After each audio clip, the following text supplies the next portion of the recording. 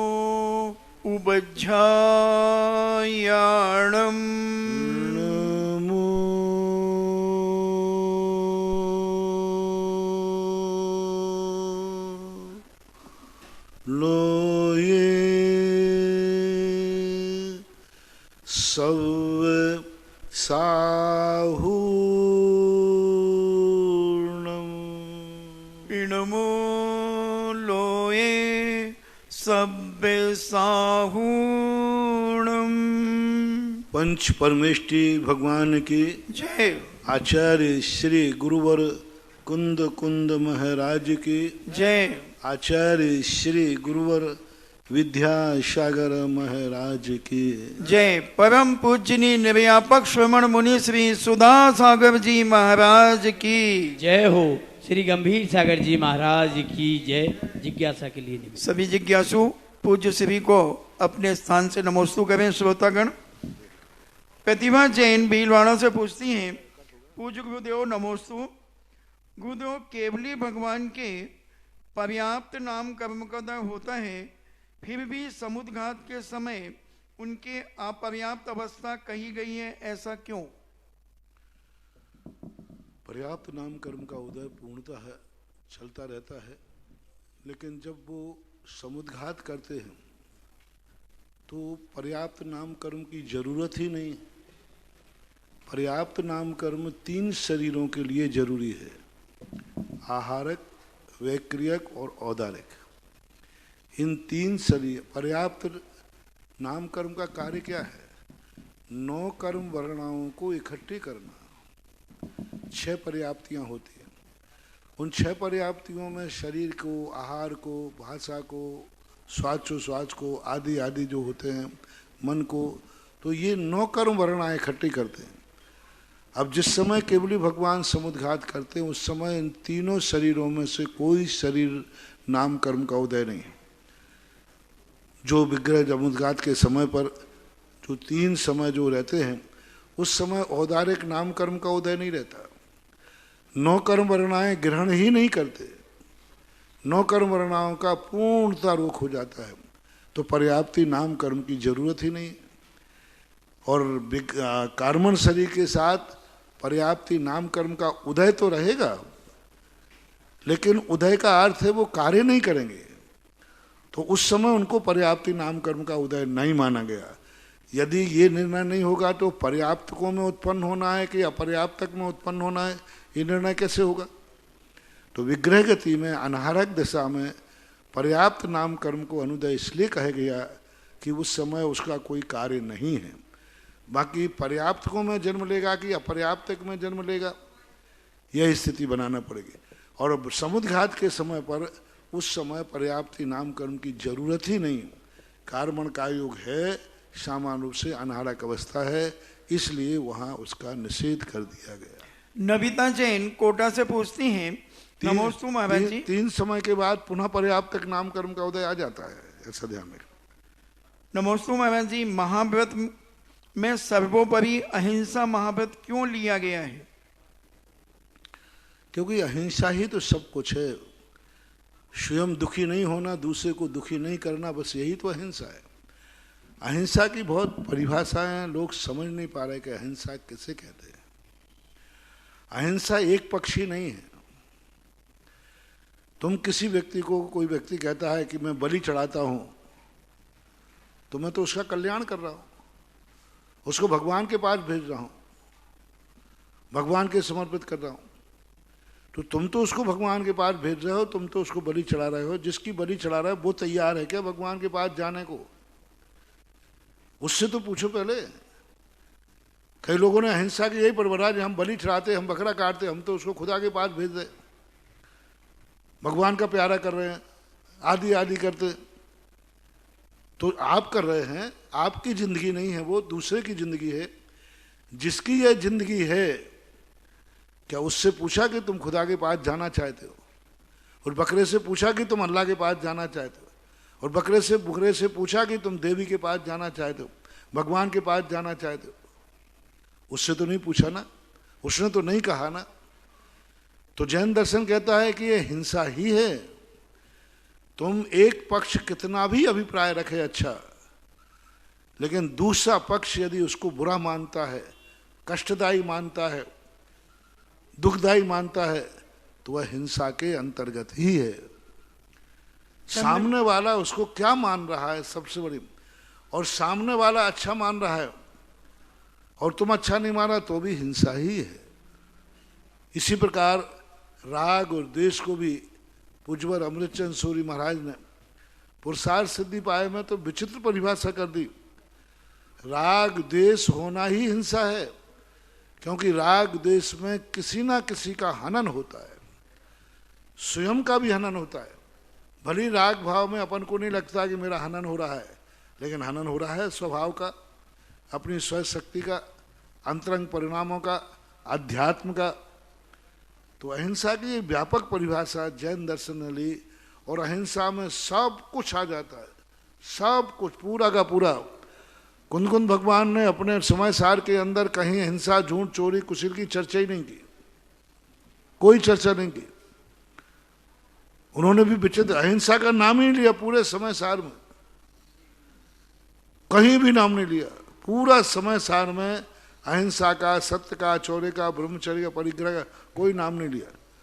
उन्होंने ले लिया राग द्वेष। रत्तो बंदी कम्मम रत्तो बंददी कम्मम मुंचति जीवो विराग संपन्नो ऐसो जनोपदेशो तम्मा कम्मे सुरारज्य। उनका राग भाव और द्वेष भाव ये सब इसके अंतर्गत आ जाते हैं अहिंसा, इसलिए अहिंसा को मुख्य कहा गया है। इनका दूसरा प्रश्न है, अंतरंग और बाह्य संयम से हम क्या समझें? बाह्य संयम जो कहलाता है इंद्रिय संयम, अपने इंद्रियों पर विजय प्राप्त करना, और प्राणी संयम में बाह्य जीवों को बचाना, और अंतरंग संयम का अर्थ है राग द्वेष से रहित होना, बीतराग भाव। बीतरागी जितना जितना हमारा बीतराग भाव आएगा वही अंतरंग संयम है, यानी अपने उपयोग को बहिर्मुखी नहीं होने देना, अपने उपयोग को अंतर्मुखी होकर कंट्रोल करना, यही तो अंतरंग संयम है। ऐसा। और केवल ज्ञान कैसे होता है? कैसे होता है मतलब? इतना ही प्रश्न है। केवल ज्ञान तो केवल ज्ञान होता है। केवल ज्ञान है जो शुक्ल ध्यान के बाद होता है, जब मोहिनी का क्षय होता है, मोहिनी के बाद 3 ज्ञानावर्णी, दर्शनावर्णी और अंतराय का क्षय होता है, 4 घातिया कर्मों के क्षय होते, 2 शुक्ल ध्यान, एकत्व वितर्क विचार ध्यान के बाद उनको होता है। केवल ध्यान की एक प्रक्रिया है गुणस्थान क्रम से। चंद्रकांता जैन अलवर से पूछती है, नमोस्तु महाराज जी, मेरे जमीन कन का त्याग है मगर मुझे परिवार के लिए बनाना पड़ता है, तो क्या मुझे दोष लगेगा? बराबर लगेगा।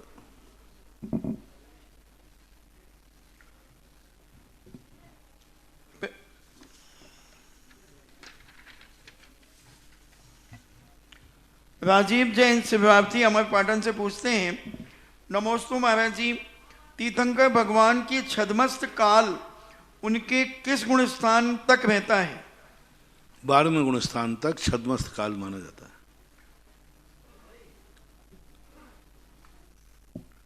डॉक्टर मगन जैन आष्टा, नमोस्तु महाराज जी, सकल प्रत्यक्ष प्रमाण किसे कहते हैं और परोक्ष प्रत्यक्ष प्रमाण और प्रमाणाभास में क्या अंतर है? सकल प्रत्यक्ष करता है जो प्रत्यक्ष के 2 भेद हैं। प्रमाण 2 प्रकार का है, प्रत्यक्ष और परोक्ष। प्रत्यक्ष के दो भेद होते हैं, सकल प्रत्यक्ष और देश प्रत्यक्ष। सकल प्रत्यक्ष केवल ज्ञान को कहते हैं, जो पदार्थों को, संपूर्ण पदार्थों को स्वयं बिना सहारे के ज्ञान जानता है। एक देश प्रत्यक्ष अवध ज्ञान और मना पर्याय ज्ञान को, क्योंकि ये संपूर्ण को नहीं जानते, लेकिन जितना जानते हैं वो स्पष्ट जानते हैं। और परोक्ष प्रमाण कहलाता है जो इंद्रिय और मन की सहायता से वस्तु को, किसी को जानता है, उसे परोक्ष प्रमाण कहते हैं जैनागम में। प्रमाणाभास वो कहलाता है जो प्रत्यक्ष और परोक्ष प्रमाण के बिना मिथ्या ज्ञानों से जाना जाता है, नए निरपेक्ष जाना जाता है। प्रमाणाभास में यानी नयों का अवलंबन लिया ही नहीं जाता, नयों को छोड़ करके मात्र प्रमाण को ही वस्तु मानना, एक अद्वैतवाद, अखंडवाद, किसी अपेक्षा से वस्तु में कोई भेद होता ही नहीं है, संपूर्ण वस्तु एक अखंड ही रहती है। ऐसे कूटस्थवादी, नित्यवादी जो कहलाते हैं, ये प्रमाणाभासी कहलाते हैं।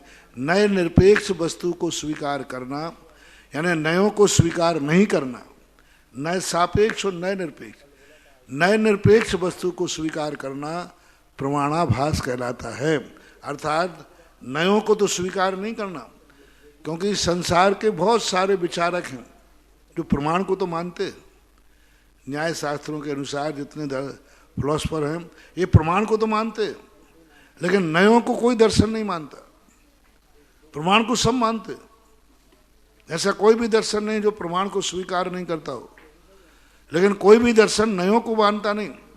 और जैन दर्शन कहता है कि नयों से रहित प्रमाण प्रमाणाभास है, और प्रमाण से रहित नए भी नयाभास हैं, ऐसा जानना चाहिए। विद्या जैन बड़ा गांव धसान से पूछती हैं, नमोस्तु महाराज जी, जो नारायण होते हैं उनके ऊपर जब चक्र चलता है तो वह इतना विशेष चक्र उनकी कर्मों की उदीर्णा नहीं करा पाता, मगर लेकिन एक छोटे से तीर के द्वारा और एक झूठ बोलने पर दो नारायणों का मरण हो गया, उनके कर्मों की उदीर्णा कैसे हो गई? नहीं, चक्र तो नारायण पर चलता ही नहीं। चलाता है, लेकिन वो भेदता थोड़ी है, वो तो नियोग है कि उनके शरीर को टच भी नहीं करता। नारायण का कभी भी चक्र से मरण हो नहीं सकता, ये उनका पुण्य होता है। लेकिन कर्मों का जो बंधन होता है, यानी उन्होंने पुण्य के माध्यम से बांध लिया कि चक्र भी हमें नहीं मार पाएगा, लेकिन आयु कर्म से अमर थोड़ी हो गए, और भी तो कर्म बंधे थे, और वो मर्म स्थान पर लगता है। जो तीर जहाँ लगा था वो एक प्रकार के मर्म स्थान कहलाते। हर स्थान टूट जाने से व्यक्ति का मरण नहीं होता। इस शरीर में कुछ स्थान ऐसे हैं जहाँ पर चोट लग जाने से व्यक्ति मर सकता है।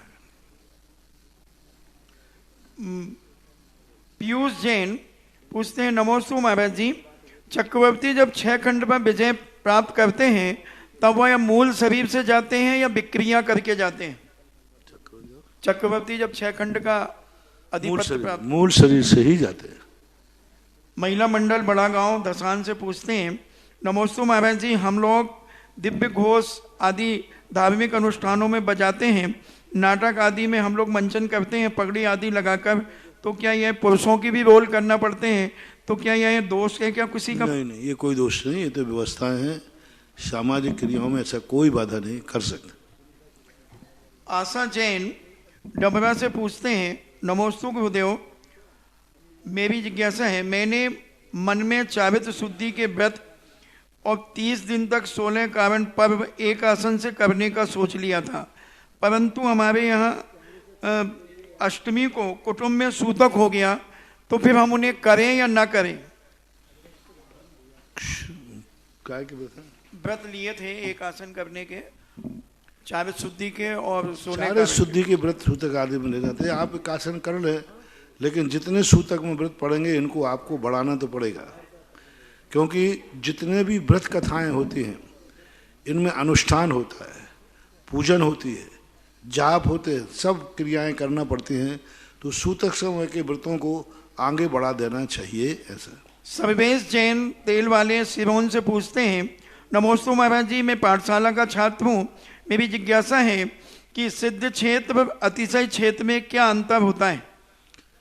चित्र क्षेत्र भगवान बनाते हैं, अतिशय क्षेत्र भक्त बनाता है। और अतिशय क्षेत्र जो है कर्म भूमि की देन है। अकृत्रिम चैत्यालयों को कहीं भी अतिशय क्षेत्र शब्द नहीं मिला। आगम में कोई अतिशय क्षेत्र नाम की कोई ऐसी चीज नहीं मिली। शास्त्रों में बहुत तीर्थ क्षेत्रों के नाम आए, लेकिन किसी क्षेत्र के साथ अतिशय लिखा हुआ नहीं आया। अकृत्रिम चैत्यालय, नंदीश्वर आदि द्वीपों में भी अतिशय शब्द का प्रयोग नहीं किया गया, अतिशय तीर्थ क्षेत्र के नाम से। और सिद्ध क्षेत्रों का प्रयोग का नाम जरूर आया जहाँ भगवान मुक्ति को प्राप्त होते हैं। अतिशय क्षेत्रों की परंपरा कहाँ से चली, कब से चली, इसका आगम में कोई भी उल्लेख नहीं है। इतिहास जो है ज़्यादा पुराना अतिशय क्षेत्रों का नहीं मिलता कि अतिशय क्षेत्र किस रूप में करें। इसलिए ये अतिशय की परंपरा एक वर्तमान की प्रभावमान परंपरा है।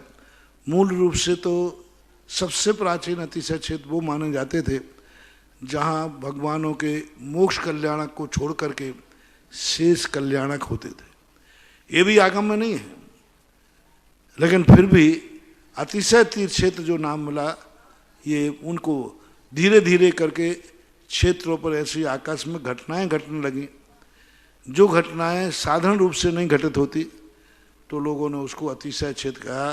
ये भक्तों की श्रद्धा और भक्तों की भक्ति का परिणाम है कि अतिशय क्षेत्र भक्तों की भक्ति से बनते हैं, प्रकट होते हैं। बालक का दूसरा प्रश्न है, पिताजी की कमाई से दान देने में और अपनी कमाई से दान देने में क्या अंतर है? क्या दोनों का पुण्य बराबर होता है? दोनों का अलग अलग व्यवस्था है। पिता की कमाई को यदि आप मान के देते हैं कि नहीं, हमारे पूज्य पुरुषों की कमाई है और हमारे पूज्य कार्य में ही लगना चाहिए, पिताजी की कमाई है, पिताजी ने कमाया है, हम क्यों अपने भोग विलासता में लेवे? हम तो अपने पिताजी की, क्योंकि पूज्य पुरुष की हर वस्तु पूज्य होती है, उनकी कमाई भी पूज्य होती है।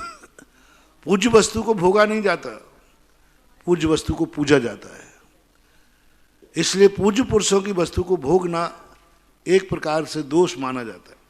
तो ऐसे तुम्हारा भाव आ जाए कि नहीं, हमारे पूज्य पुरुष थे पिताजी, उनकी कमाई भी पूज्य है, वो सदा पूजनी रहेगी, इसलिए हम पिताजी की संपत्ति को दान देंगे। तो सबसे ज़्यादा फर्स्ट एंड फर्स्ट पुण्यात्मा वो बेटा है जो पिता की कमाई को दान में दे देता है। इसका अर्थ है नहीं कि पिता की दे के वो अब्राम हो जाए। जितनी पिता ने कमाई दी है, कम से कम मैं अपनी जिंदगी में उतना दान करके ही मरूंगा, तभी वो पिता का बेटा कहलाने लायक है। जो पिताजी ने किए हैं अच्छे कार्य, उन समस्त अच्छे कार्यों को मैं भी करूंगा।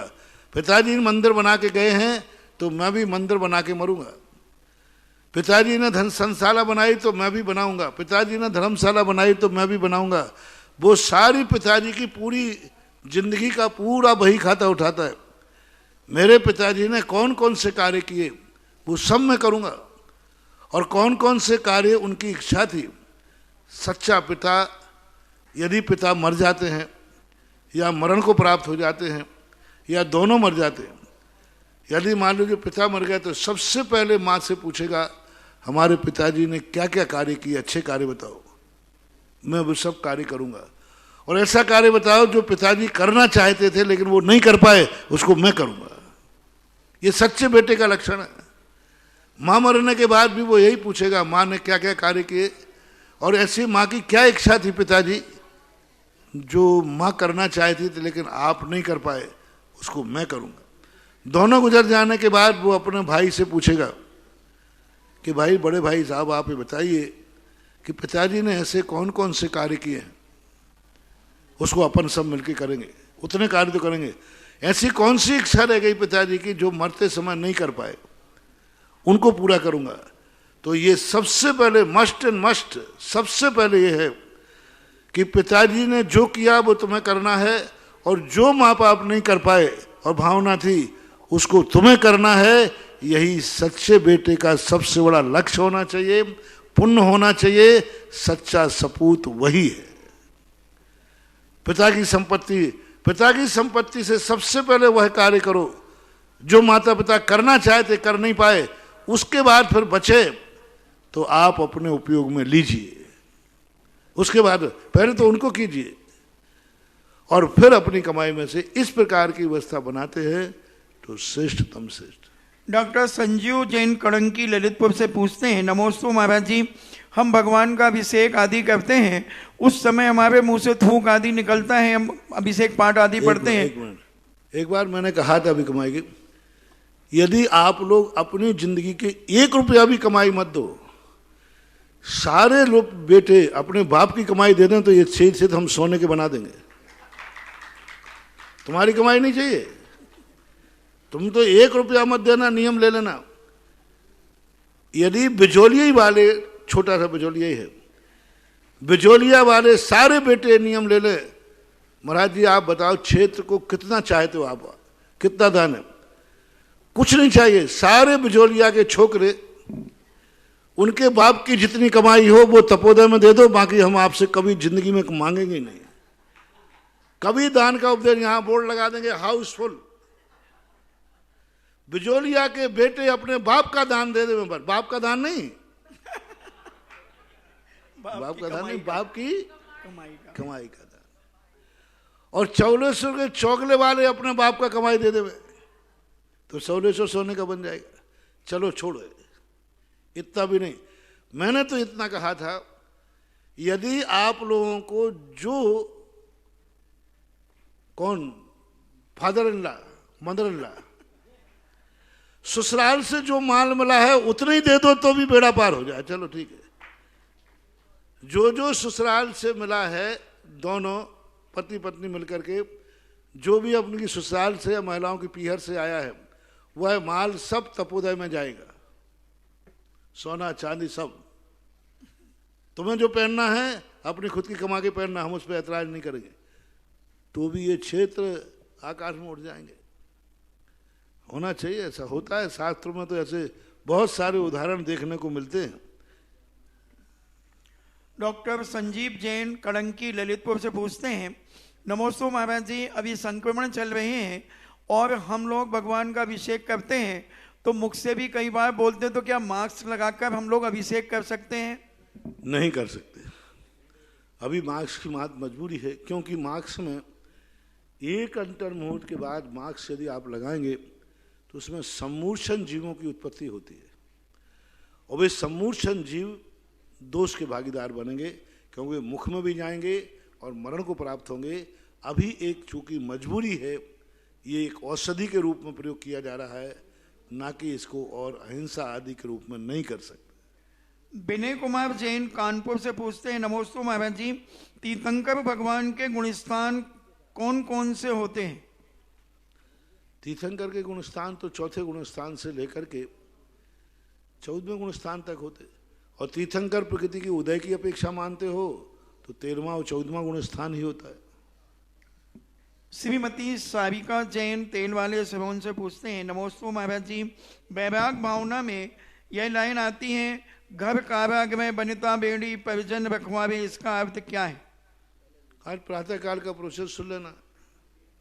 आज प्रातःकाल इसी बात के ऊपर कहा था, जिससे तुम, एक अपराधी वह है जिसको पकड़ने के लिए, जेल में डालने के लिए सरकार जेल बनाती है, और एक अपराधी वह है जो अपने घर को बना करके स्वयं जेल में रहता है।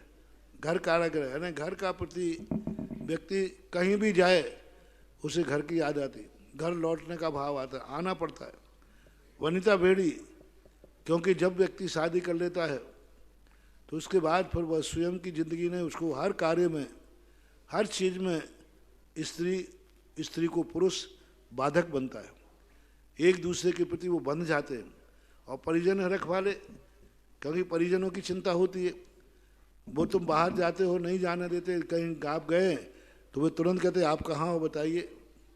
तो इस प्रकार का भाव पक्ष वहाँ लिया गया है।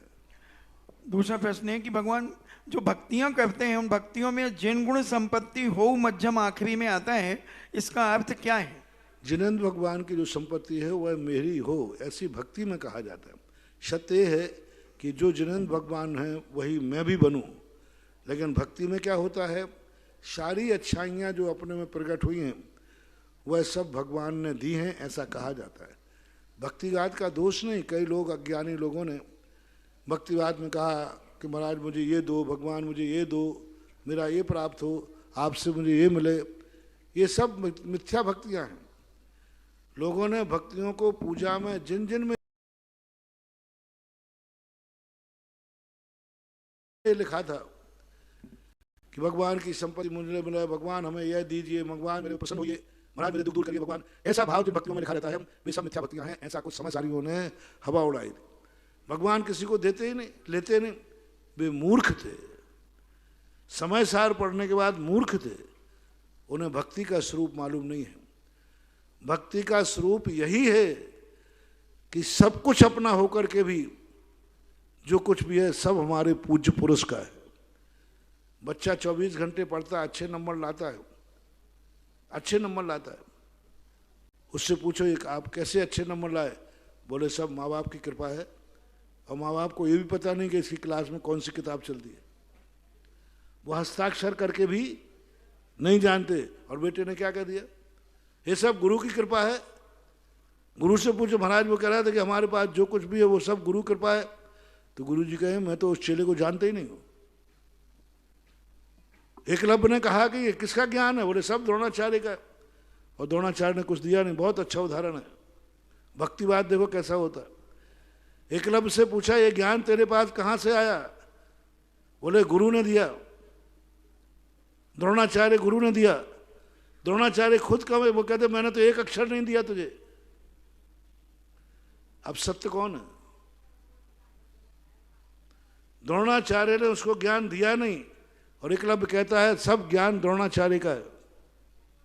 बस इसी का नाम भक्ति है। तो भक्ति में ऐसा होता है कि जो कुछ अपना है सब भगवान ने दिया है, सब भगवान की कृपा है। भगवान से कहा जाता है कि तू प्रसन्न हो जा भगवान, ऐसा कहा जाता है। तू मेरे से नाराज है, ऐसा कहा जाता है। तो ये भक्तिवाद की परिभाषा है। समंत भद्र महाराज जैसे, भक्तांबर स्तोत्रकार जैसे कितने प्रकार की भक्तियों का वर्णन करते हैं। तो ये भक्तिवाद का लक्षण होता है कि हे भगवान आपकी संपत्ति मेरी हो। इसका अर्थ है आप मेरे पिता और मैं आपका वंशज बेटा बनूं, ये भाव है वहां पर। संपत्ति किसको मिलेगी? पिताजी की, बेटे को। तो मैं आपके कुटुंब में शामिल होना चाहता हूं, मैं आपका बेटा बनना चाहता हूं, यानी भक्त बनना चाहता हूं। और जैसे पिता की संपत्ति बेटे को मिलती है ऐसे भगवान की संपत्ति मुझे मिले। ये भक्तिवाद का, भक्ति का परिभाषा है, शैली है। राजीव जैन हमारे पाटन से पूछते हैं, नमोस्तु महाराज जी, आगम में ऐसा आया है कि चक्रवर्ती के साथ मिलेच खंड के पुरुष आदि जो भरत क्षेत्र में आते हैं तो वो दीक्षा आदि लेते हैं, तो भरत क्षेत्र के मुनियों से ज्यादा उनकी विशुद्धि होती है क्या? जो मिलेच खंड से पुरुष आते हैं वो दीक्षा लेते हैं। ऐसा नहीं होता, उनकी इतनी विशुद्धि नहीं होती, लेकिन हाँ फिर भी विशुद्धि कम भी नहीं होती। केसी जैन नेहानगर सागर से पूछते हैं, नमोस्तु महाराज जी, 24 तीर्थंकर में से 3 भगवान तो पद्मासन में गए और 21 भगवान कायोत्सर्ग की मुद्रा में गए हैं, तो मंदिरों में इस प्रकार से ही भगवान को क्यों नहीं बिठाते जिस अवस्था में वो मोक्ष गए? वो सिद्ध अवस्था में सभी भगवान प्राय कायोत्सर्ग में जान मोक्ष जाते हैं और अपने मंदिरों में अपन अरहंत भगवान की मूर्ति की स्थापना करते हैं, सिद्ध भगवान की नहीं। और दूसरी बात, पद्मासन मुद्रा में ही भगवान की जो पूजा होती है योग मुद्रा में की जाती है। सिद्ध भगवान की मूर्तियां भी अकृत्रिम चैत्यालय में होती हैं, लेकिन वो पद्मासन होती है। अकृत्रिम चैत्यालय में कहीं खड़गासन मूर्ति नहीं होती, चाहे वो सिद्ध भगवान की हो चाहे अरहंत भगवान की हो। इसलिए अपन सामान्य रूप से मान लेते हैं। तृप्ति जैन मुजफ्फरनगर से पूछती हैं, नमोस्तु महाराज जी, मेरी जिज्ञासा है कि सतार स्वर्ग कौन सा स्वर्ग है और इस स्वर्ग में कौन कौन जन्म लेते हैं? सतार स्वर्ग सहस्रार सतार 13वां आता है। वहाँ 12वें स्वर के बाद सारी व्यवस्थाएं अलग ढंग की चालू हो जाती है, शुक्ल से आदि। तो 13वें स्वर का जीव है। जन्म लेने वाले जो हैं अविरत जो समृग दृष्टि होते हैं, अविरत जो सामान्य रूप से अविरति है वे 12वें स्वर्ग तक ही जाते हैं। 13वें स्वर्ग में जो सतार नाम का स्वर्ग है उससे ऊपर की अवस्थाएं नियम से देश वृत्ति हो, मिथ्या दृष्टि हो सकता है, लेकिन द्रव्य से कम उसके बाद 12 व्रत होंगे। अविरत सम्यक दृष्टि, मिथ्या दृष्टि, सम्यक दृष्टि 12वें स्वर्ग से ऊपर नहीं जाता। अब भी जाएगा तो उसे 12 व्रत लेना पड़ेंगे। मिथ्या दृष्टि भी जाएगा, 12 व्रत लेना पड़ेंगे। सम्यक दृष्टि जाएगा, सम्यक दृष्टि भी है, यदि वो 12 व्रत नहीं लिए है तो 12वें स्वर्ग से ऊपर उसका जन्म, 13वें स्वर्ग में उसका जन्म नहीं होगा। बहुत अच्छी बात है। 13वां स्वर्ग जो है वो एक अपनी असाधारण विशेषता है, सम्यक दृष्टि है, छायक सम्यक दृष्टि है, क्षयोपम सम्यक दृष्टि है, उसके पास 12 व्रत नहीं है तो वो 12वें स्वर्ग से ऊपर नहीं जाता है। 12वें स्वर्ग से ऊपर जाने के लिए नियम से व्रत होना। देखो 12 व्रतों का महत्व देखो कितना है। 12 व्रत जिनके पास नहीं है उनको 12 स्वर्ग के बाद एंट्री बंद हो जाती है, ऐसी विशेषता होती है। शुक्ल एशिया आदि परिणाम होते हैं, ऐसा जानना।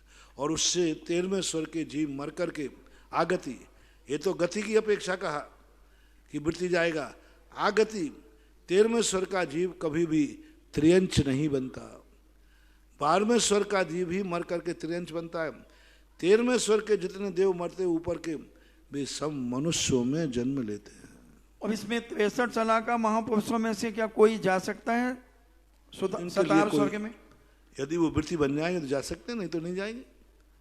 सभी में कोई भी चक्रवर्ती आदि जो हैं, यदि ये वृत्ति बनेंगे, चक्रवर्ती भी है, यदि वो अवृत्ति है तो ऊपर नहीं जाएगा, 12वें स्वर्ग से ऊपर नहीं जाएगा। जितने लोग 12वें स्वर्ग से ऊपर गए ये सब वृत्ति बन के गए।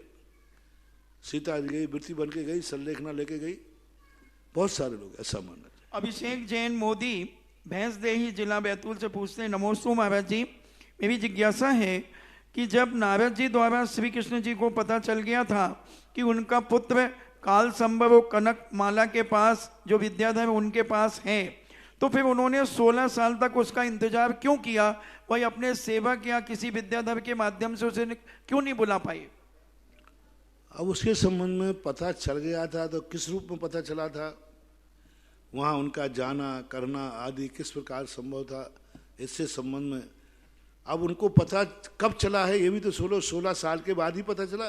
पहले पता चलता था वो ला सकते थे। नारद जी ने पता किया, तो नारद जी ने कब पता किया ये विचार भी। नारद जी ने भी 16 साल के बाद ही तो उनको दिया संदेश, पहले थोड़ी दे दिया होगा। पहले दे दिया होता तो जरूर कोई ना कोई कृष्ण जी उपाय करते। भक्तांबर जी के 22वें श्लोक का अर्थ क्या है?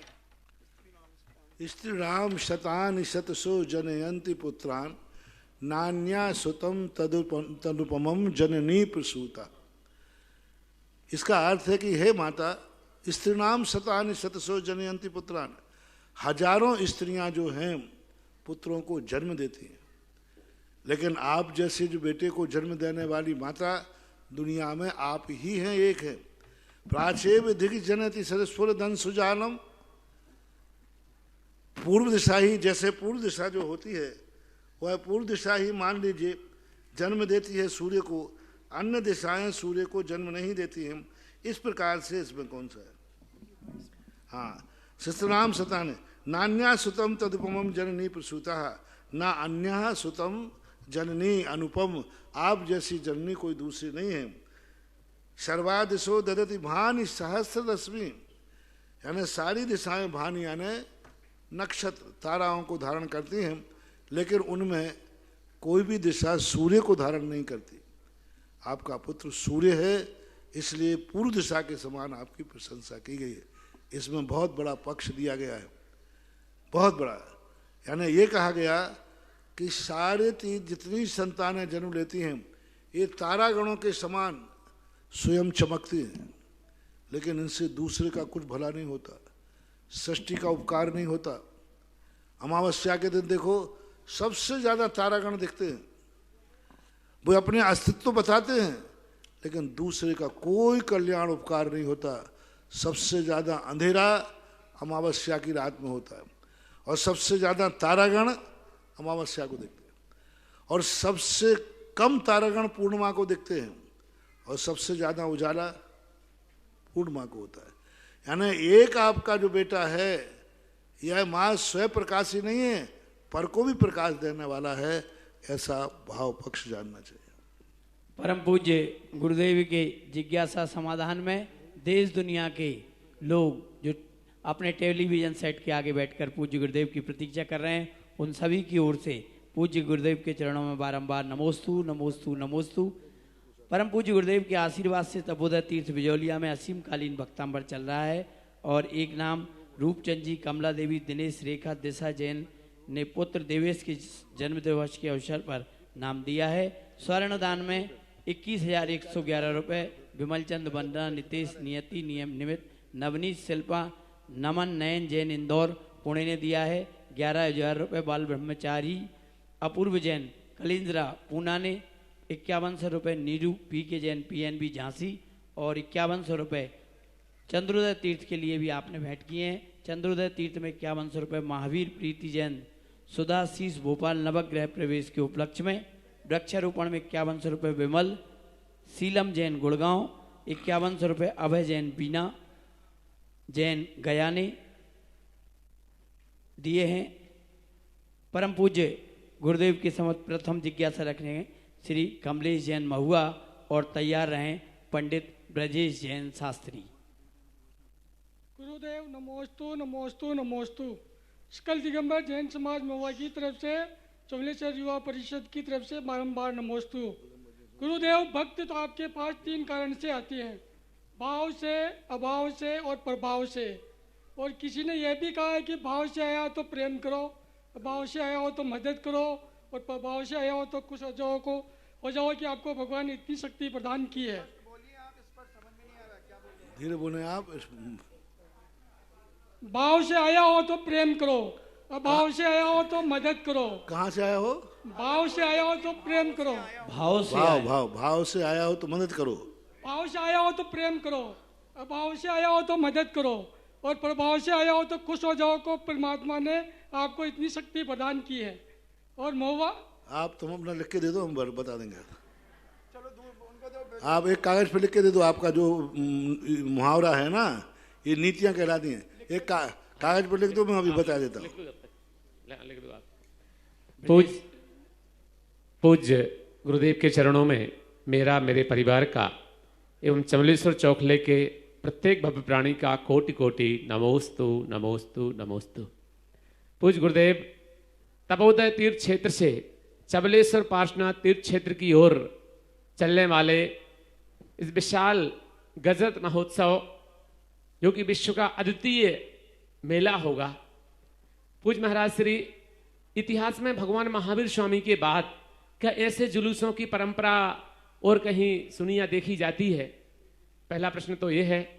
और इसी से संबंधित दूसरा प्रश्न है, पूज्य गुरुदेव, पूरी दुनिया जानती है गुरुदेव कि हम लोग जहां सोचना बंद कर देते हैं वहां से आपका सोचना प्रारंभ होता है। जय हो जय हो। और ये भी पूरी दुनिया जानती है कि आपने जो सोच लिया वो होता ही होता है, सारी कायनात उसे पूरा करने में लग जाती है। पूज्य गुरुदेव, मेरा प्रश्न ये है कि आपका और भगवान का दोनों का श्री विहार चबलेश्वर पार्श्वनाथ तीर्थ क्षेत्र की हो रहा है और हमें पक्का विश्वास है कि हमारा चबलेश्वर पार्श्वनाथ तीर्थ क्षेत्र धर्म और संस्कृति का एक नया केंद्र बनेगा। मेरी जिज्ञासा यह है गुरुदेव कि धर्म और संस्कृति का केंद्र के साथ साथ क्या वह संस्कार और शिक्षा का भी केंद्र बनेगा? कृपया हमारी जिज्ञासा का समाधान करें। नमोस्तु गुरुदेव। पहली बात तो जो है, जो प्रत्यक्ष घटित होता है उसी को परोक्ष बोलते हैं। परोक्ष कभी भी ऐसा नहीं होता। जो परोक्ष है वो किसी ना किसी का प्रत्यक्ष जरूर है, पर प्रत्यक्ष की प्रतिलिपि होती है परोक्ष। तो पहली बात तो ये जुलूस आदि जितने भी अपने होते हैं ये सब पहले प्रत्यक्ष घटित हुए हैं। पंचकल्याण काद में अपन देखते हैं ये सब प्रत्यक्ष हुए हैं। उन प्रत्यक्षों को जब प्रत्यक्ष का अभाव हो जाता है तो उसको हम परोक्ष रूप में लेते हैं। परोक्ष यानी उसका प्रतिबिंब, उसकी रचना, उसको पुनः स्मृति में लाने के लिए और अपने पुण्यवर्धन करने के लिए इसको परोक्ष में लेते हैं। शास्त्रों में श्री रामचंद्र जी जब वनवास से लौट के आए, उन्होंने अपने राज्य में हजारों गजरथों के द्वारा धर्म की प्रभावना की। राज्य में जगह जगह उन्होंने मंदिर बनवाए और मंदिरों के उत्सव में बड़े बड़े गजरथों के माध्यम से जैन धर्म के जुलूस निकाले और जैन धर्म की प्रभावना की।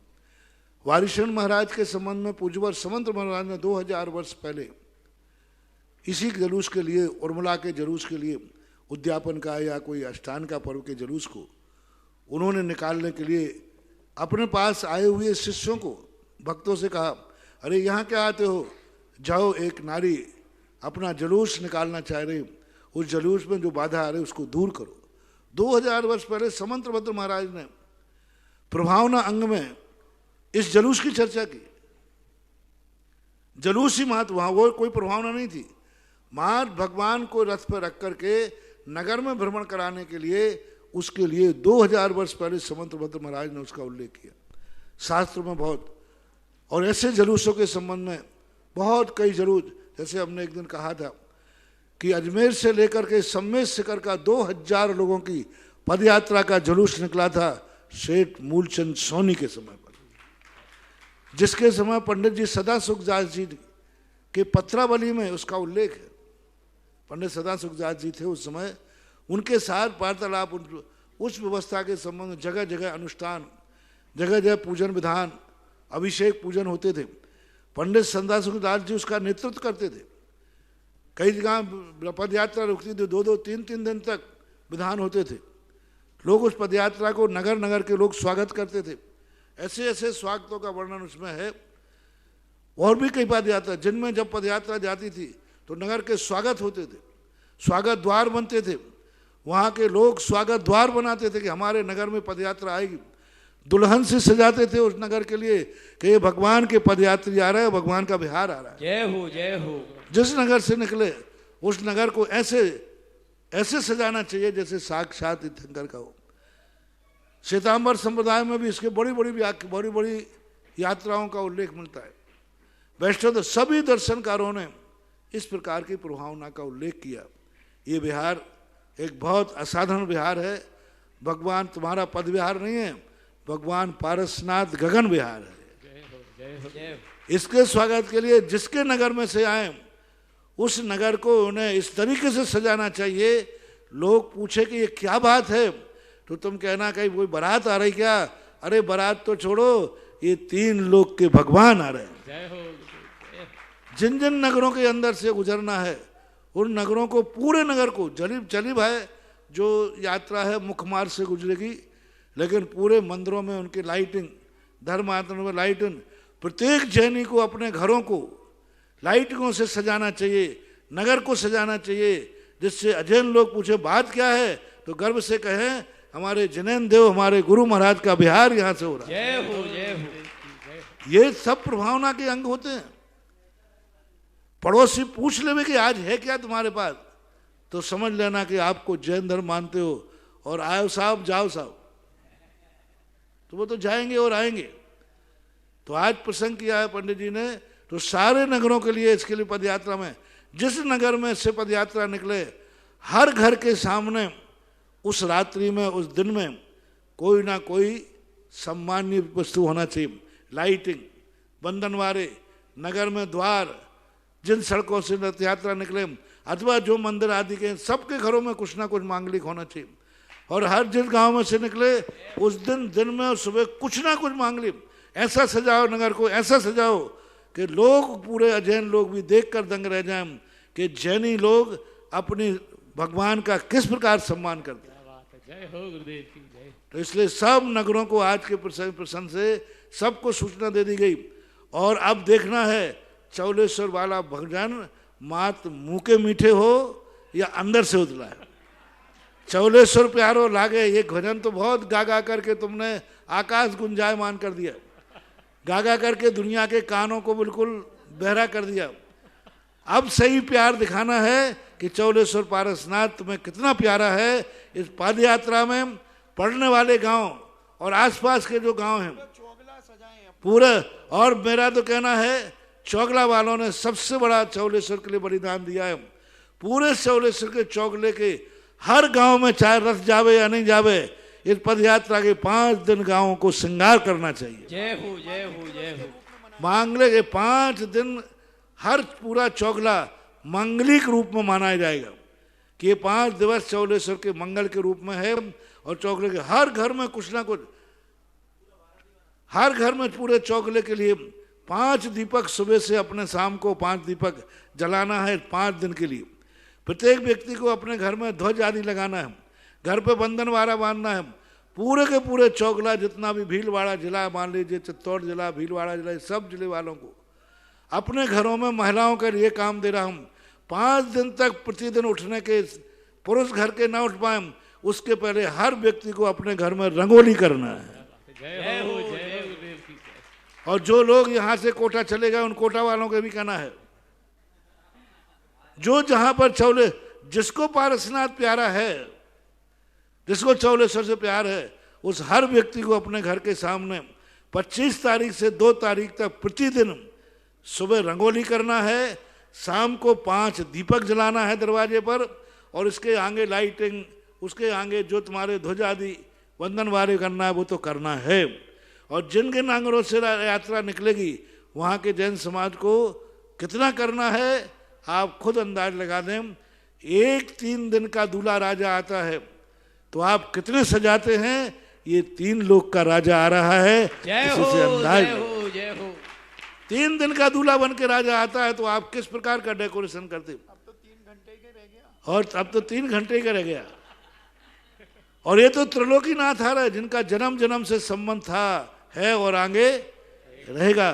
त्रिलोकीनाथ के लिए आपको कितना उत्साह दिखाना है, ये सब आप लोग अपनी अपनी छाती पे हाथ रख करके और चौलेश्वर के प्रति अपना प्यार प्रेम इजहार करें। नमोस्तु। इस महान प्रभावना यात्रा के लिए महुआ जैन समाज ने 2 समय के भोजन के पुण्यार्जन का सौभाग्य प्राप्त किया है। महुआ जैन समाज ने 2 समय के भोजन का पुण्यार्जन किया है। साथ ही सकल दिगंबर जैन समाज बेगू ने भी 1 समय के भोजन का पुण्यार्जन प्राप्त किया है। इस महामरु ये भी कोई कम पुण्य नहीं है, ध्यान रखना। लाखों बारातों का भोजन करा देना और एक त्रिलोकीनाथ के साथ चलने वाले भक्तों का भोजन कराना, ये महान सातिशय पुण्य का कारण बनता है। जो घरों में जो व्यक्ति इस प्रकार के महोत्सव में भगवान के प्रभाव ना, एक बाराती लोग तो आकर के खा जाते हैं चले जाते हैं, वो कभी प्रशंसा करने वाले नहीं, लेकिन भगवान के साथ जो विहार करेंगे उनके लिए अन्न पानी खिलाना ये बहुत बड़ा अन्नपूर्णा की सिद्धि होती है। ऐसे व्यक्ति कभी भी ऐसे दुर्गतियों में जन्म नहीं लेते जहां एक दाना भी खाने नहीं मिले। और जो लोग जिनके यहाँ हैं, समर्थ हैं और भगवानों के विहार होते हैं, चतुर्मास होते हैं, उनमें यदि ये सामूहिक भोज नहीं कराते हैं तो उनकी ऐसी दशा होती है कि भूख इतनी लगती है कि 3 लोग का अनाज खा जाए और एक दाना भी नहीं मिलता। इसलिए अन्नपूर्णा की सिद्धि बहुत बड़ा पुण्य है। भगवान का विहार, कितने रथ निकलेंगे, कितना वैभव के साथ निकलेंगे, उन सबको जो भोजन कराने का मन बना रहे हैं। कोई जरूर नहीं कि जिनके नगरों से निकले वही कराएं, जो बाहर वाले हैं वे भी अपने आप में भाव कर सकते हैं कि भले मेरे नगर से रथ यात्रा न निकले लेकिन मेरी तरफ से भोजन व्यवस्था तो होना ही चाहिए। जय हो, जय हो। इस महामहोत्सव में इंद्र बनने का सौभाग्य जैसे देखिए अभी एक बहुत बड़ा काम बेगू का हो गया। देखिए बेगू वालों ने एक आदर्श प्रस्तुत किया। बेगू वाले वैसे समाज बहुत समर्पित समाज रही है। बेगू ने कितना बड़ा आदर्श प्रस्तुत किया। अभी आए थे महावीर प्रसाद और एक क्या नाम, हाँ वो अशोक वगैरह, जो भी इन्होंने कितना बड़ा एक चर्चा हुई ऐसे ही कि बेगू के नहीं जाएंगे लेकिन बेगू का चौराहा पड़ेगा। तो बेगू समाज रास्ते में नहीं होते हुए भी बेगू समाज ने 1 दिन का इस बिहार के स्वागत करने का संकल्प किया। जय हो, जय हो। यह आदत जिनके रास्ते में पड़ रहे हैं वे तो अभाग्य हैं ही। सबसे ज्यादा बेगू वाले को पुण्य लगेगा कि उनके रास्ते में नहीं आते हुए भी उन्होंने भोजन व्यवस्था करने की घोषणा की। जिनके रास्ते में पड़ रहे हैं वे तो हो सकता है मुंह देखी कर रहे हो, आए हैं तो खिलाने ही पड़े, कहीं करते। हाँ, वो तो लोक लाज भी हो सकती है, लेकिन जिनके रास्ते में नहीं आ रहे हैं, वे भोजन की व्यवस्था के लिए बात कर रहे हैं कि नहीं। एक टाइम बेगू समाज बहुत छोटी समाज होकर के भी बहुत बड़ा आदर्श का कार्य किया कि उन्होंने आकर के बोले भले यहाँ से नहीं जाए, लेकिन जुलूस की व्यवस्था के लिए बहुत बड़ी चीज़, सबसे ज़्यादा पुण्य उनको लगेगा, क्योंकि सब लोग तो, कुछ लोग तो शर्त लगा रहे हैं हमारे गांव से आएगा। अभी महुआ वालों को पूरा पुण्य नहीं लगेगा, महुआ से यात्रा जाएगी तो, आमलदा से यात्रा जाएगी तो, लेकिन बेगू वालों ने तो नहीं लगाया।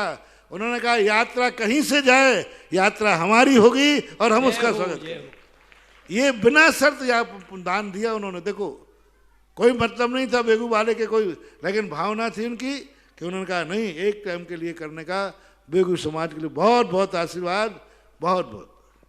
और इस समूह शरण विहार में सहयोग देने के लिए भी निरंतर नाम आ रहे हैं। 11,111 रुपए की राशि श्री विमल चंद जी, वंदना, नितेश, नियति, निमित, नवनीत, शिल्पा, नयन इंदौर पुणे से 11,000 रुपए की राशि माणिक चंद जी, महावीर कुमार, ईशान इंद्र परिवार, चावरिया कोटा 11,000 रुपए की राशि नंद किशोर, लता देवी, विनायका, सूरत से नाम आया है। जो भी इस महामहोत्सव विशाल भगवान पार्श्वनाथ गगन विहार यात्रा में अपना सहयोग देना चाहते हैं, वह चमलेश्वर तीर्थ क्षेत्र कमेटी के अकाउंट नंबर जो कि यहाँ दिखाया जा रहा है, साथ ही तपोदय तीर्थ क्षेत्र बिजौलिया का अकाउंट नंबर दिखाया जा रहा है। आप अपनी राशि यहाँ जमा कर यह पुण्य लाभ अर्जित कर सकते हैं। इस महामहोत्सव में जो भी राशियाँ आ रही हैं, इनका अधिकतम संपूर्ण उपयोग अस्य क्षेत्र चमलेश्वर पार्श्वनाथ के विकास में परम पूज्य गुरुदेव के आशीर्वाद से किया जाना है। महानुभाव, इस यात्रा में एक इंद्र की स्वीकृति श्रीमती मैना जैन, जिनेन्द्र, प्रियंका, देवांश, सोनू, नेहा, समस्त दोषी परिवार, जूनिया, हिंडोली, प्रतापनगर, जयपुर से प्राप्त हुआ है। एक नाम राजेश। बिजौलिया कमेटी ने एक बहुत बड़ा भाव किया। इन्होंने कहा कि जितने 100 इंद्रों की जो भी इनकम आय होगी, इस पदयात्रा का सारा आय चौलेश्वर के लिए समर्पित किया। जय हो, जय हो, जय हो। बहुत कठिन होता है ये त्याग करना, बहुत कठिन होता है, और व्यवस्था सारी जिम्मेवारी ले रहे हैं। और 100 इंद्र जितने बन रहे हैं, 100 इंद्र जितने भी इंद्र बनेंगे, वो सब चौलेश्वर के ही विकास में ही सहयोग। एक के साथ दो कार्य, इंद्र भी बन रहे हो और तुम्हारी सासी चौलेश्वर के विकास में जाकर के समर्पित होती, क्योंकि बहुत बड़ा क्षेत्र के लिए धन तो चाहिए ही पड़ता है। तो अभी जो पंचगणा इसमें यात्रा में इंद्र बनेंगे, इंद्र का पुण्य तो लेंगे, साथ में चौलेश्वर में जो विकास होगा उसमें भी इनका वह सारी राशि उसी विकास में ही जाएगी। जिन्हें इंद्र बनने में अपने नाम देना है वो नाम प्रेषित कर दें। और जो चमलेश्वर पार्श्वनाथ तीर्थ कमेटी का अकाउंट नंबर व तपोदय तीर्थ बिजौलिया का अकाउंट नंबर दिखाया जा रहा है, इंद्राणी अपनी वहाँ राशि जमा करा दी। दूसरा नाम इंद्र के लिए है राजेश कुमार, वंदना, निकिता, प्रियेश, उद्यापन है कि तुम जमा कहीं करा दो, चाहे बिजौलिया कराओ चाहे चौलेश्वर, लेकिन खर्च होगा चौलेश्वर तीर्थ क्षेत्र पर ही। जय हो। भीकन गांव से आया है। उद्यापन के उपलक्ष्य में अगली जिज्ञासा लेंगे आएंगे मुकेश जैन महुआ, और तैयार रहेंगे पुष्पा जैन गुना। हो गया मनोज जी गुना और पुष्पा जैन, शीघ्रता करें।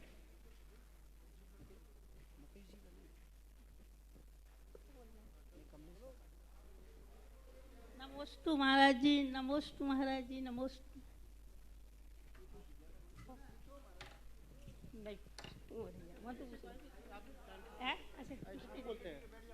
आगे बोले, नाम बोलो आगे। रेखा जैन गदिया भीलवाड़ा, और तैयार रहेंगी सौरभ ललित जी। परम पूज्य गुरुवर को नमोस्तु। महाराज जी, अभी तक तो लोगों से सिर्फ शांति धारा का चमत्कार सुना ही था, लेकिन इन 2-3 महीनों में मैंने खुद महसूस किया कि जब पतिदेव जयपुर हॉस्पिटल में एडमिट थे, तो जब जयपुर हॉस्पिटल में एडमिट थे तो उन्होंने बिल्कुल जीने की आशा ही छोड़ दी थी और कहा था कि पूरे परिवार को बुला ले, मेरे को नहीं लगता है कि मैं भीलवाड़ा वापस जा पाऊंगा। मैंने कहा बड़े महाराज जी के मुंह से तपोदय तीर्थ क्षेत्र में आपका नाम उच्चारण हो रहा है, आप बिल्कुल स्वस्थ हो जाओगे। और न सिर्फ वो बिल्कुल स्वस्थ होकर आए हैं बल्कि आज भिलवाड़ा ही नहीं तपोदय तीर्थ क्षेत्र में भी आए हैं। और हाँ हाँ पढ़ना कहाँ से है दुआ? जिज्ञासा बोलो। जिज्ञासा हमारी भक्ति कलश को लेकर है कि भक्ति कलश का ऐसा क्या चमत्कार है कि जब इन्होंने वहाँ पे जयपुर हॉस्पिटल में कहा था कि एक भक्ति कलश अपने घर पे लिया, हो सकता है मेरी असाता साता में बदल जाए, तो वो भक्ति कलश वो इतनी साता में बदल गए कि आज खुद कलश लेने आए हैं। तो अब इस भक्ति कलश को हम ले जाकर कैसे उसका क्या अतिशय और कैसे क्या उसको विराजमान करे घर पे? देखो, दो कलश होते हैं, एक मंगल कलश और एक भक्ति कलश। मंगल कलश तो होता है वो भगवान के निमित्त से, गुरु के निमित्त से स्थापित किया जाता है। भक्ति कलश जो होता है वो भगवान और गुरु के भक्तों के लिए होता है, यानी उसमें भक्तों की व्यवस्था की जाती है। मंगल कलश में तो चातुर्मास आदि के जो होते हैं उसमें अनुष्ठान होता है, इसमें आए हुए भक्तों की व्यवस्था की जाती है। तो भक्तों की जो दुआएं होती हैं, भक्तों की जो एनर्जी होती है, भक्तों की जो भावनाएं होती हैं, वो उस भावना के साथ जुड़ी हुई रहती है। यानी जगत कल्याण के लिए, सांसारिक अनुकूलताएं बनाने के लिए भक्ति कलश स्थापित होते हैं और उसका प्रभाव तो रहता ही है। अपने घर में जहाँ उचित स्थान हो वहाँ पर रख लेना चाहिए। उसके अंदर जो पंचमावा होते हैं उनको निकाल करके अपने खाने पीने के उपयोग में ले लें। उसमें कलदार, श्री यंत्र आदि जो रहते हैं वो उसमें पड़े रहें, और भी चीज़ें सूखी डाल सकते जो खराब ना हो। श्री सुरेश जैन महुआ। और अगली जिज्ञासा होगी आदरणीय गीता दीदी अशोकनगर। नमस्ते गुरुवर। ओम।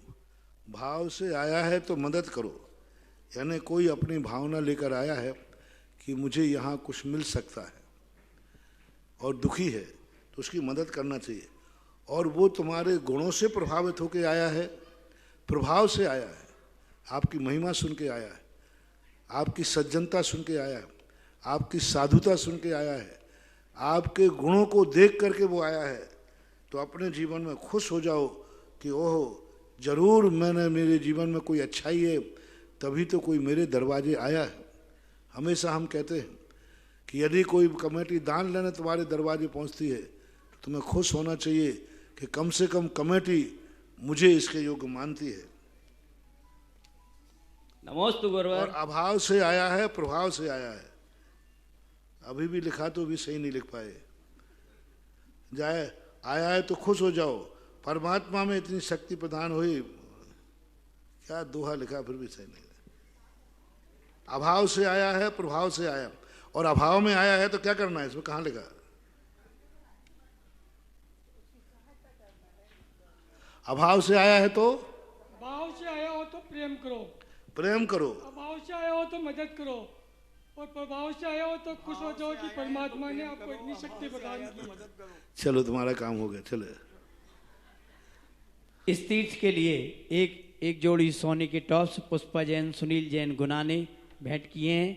और साथ ही इंदौर से श्री ज्योति मुकेश जैन, आयुष जैन की ओर से एक सोने की अंगूठी इस तीर्थ के लिए भेंट की गई है। आदरणीय श्रद्धेय गीता दीदी, और इसके बाद तैयार रहेंगे सुरेश जी। नमस्ते गुरुवर। नमस्ते भगवान।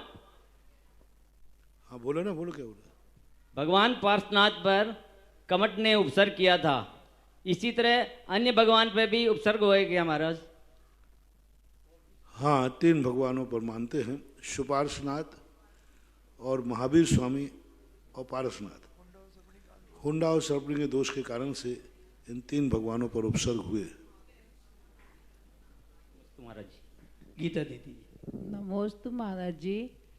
ब्रह्मचारिणी साधना दीदी 9 जनवरी को आपके पास आई थी और उन्होंने भावना भाई थी, ऐसी असाध्य बीमारी हो गई थी, डॉक्टरों ने जवाब दे दिया था। आपके चरणों में आई थी, उन्होंने भावना भाई थी कि महाराज जी हमारी समाधि हो, और आपने आशीर्वाद दिया था कि जैसा आपका नाम है वैसी आपकी समाधि होगी, साधना करो। ऐसी साधना करी उन्होंने।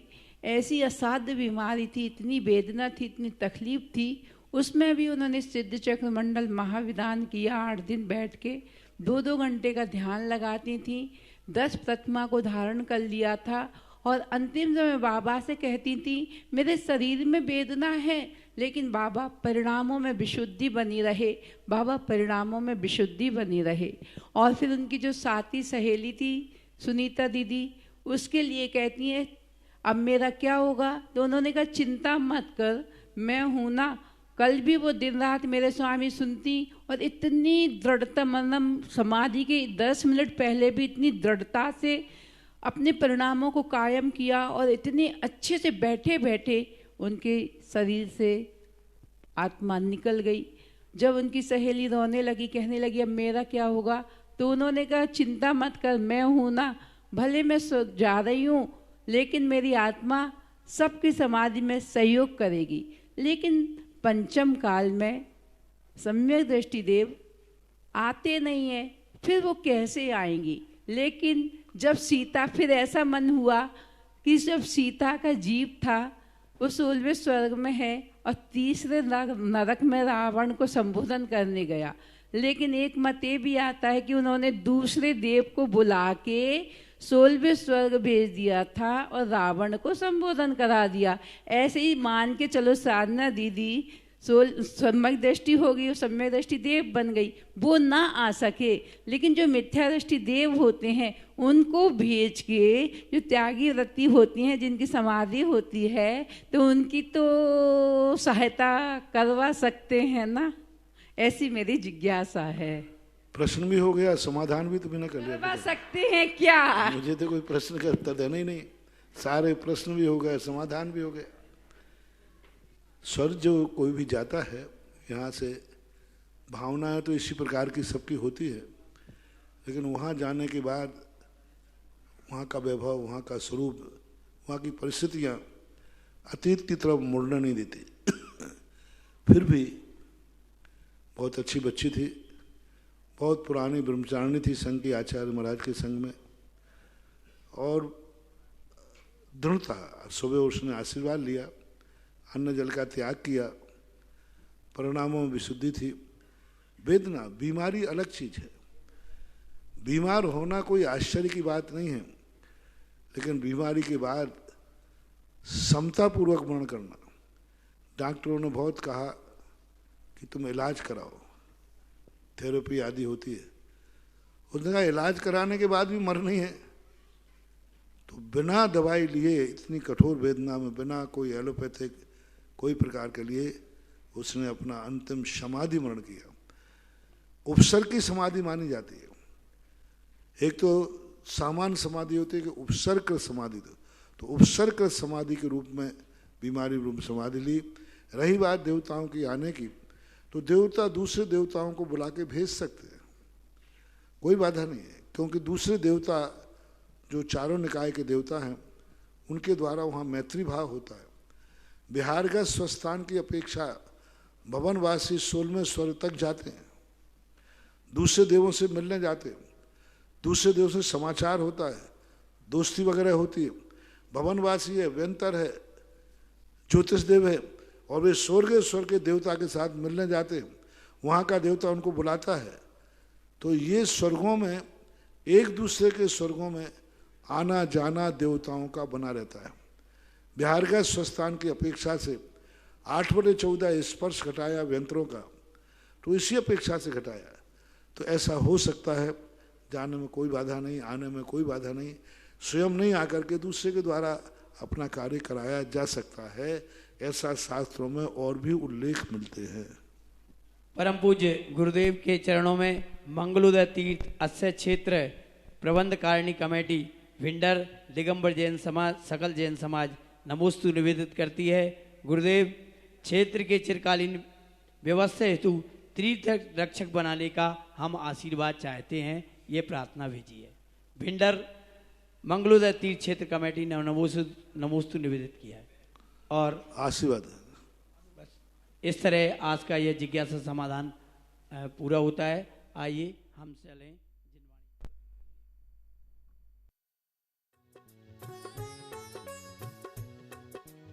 इस कार्यक्रम के पुण्यार्चक थे स्वर्गीय सेठ श्री नेमचंद जी जैन जौहरी, स्वर्गीय श्रीमती शांति देवी की पुण्य स्मृति में पुत्र एवं पुत्रवधू श्री नवींद्र कुमार जैन, श्रीमती मधु जैन, पौत्री नलिनी नवीन जैन, प्रवासी California USA।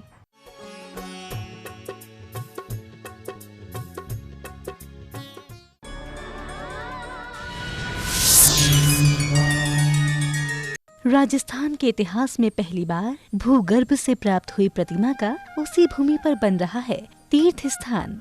Ajmer Kota main highway पर स्थित श्री आदिनाथ दिगंबर जैन गुरुदय अतिशय तीर्थ क्षेत्र गुड़गांव में विराजमान है प्रथम तीर्थंकर आदिनाथ भगवान की श्वेत वर्णीय गरिमामय प्रतिमा। फाल्गुन माह की पावन अष्टमी को 2 बार भूगर्भ से निकली थी प्रतिमा। मिर्यापक श्रमण मुनि पुंगव श्री सुधा सागर जी महाराज के आशीर्वाद और सानिध्य में 1 जनवरी 2016 को श्री सम्मेश शिखर जी से लाई गई माटी को भूगर्भ में स्थापित कर की गई थी पावन तीर्थ क्षेत्र की स्थापना। और अब पावन तीर्थ क्षेत्र के निर्माण और विकास को एकजुट हो रहा है देश। अतिशयकारी धरा के निर्माण में सहभागिता कर करें पुण्यार्जन। इच्छानुसार राशि भेजने के लिए account details account number 683601700835 IFSC code ICIC 0006836